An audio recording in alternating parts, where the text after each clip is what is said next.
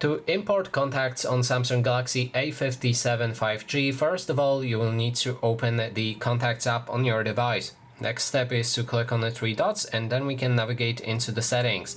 Click on Import Contacts and then you will need to select the location from which you will import those contacts. Usually it will be as a contacts file, so I have this file on my phone already. If you want to import it from your other device, you will first need to export those contacts on your older device.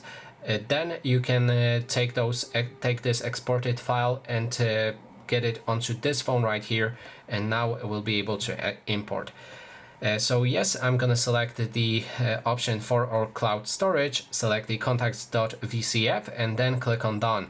That way I'll be able to import them into my Samsung account, my phone storage, or my Google account. And that is basically everything. Thanks so much for watching.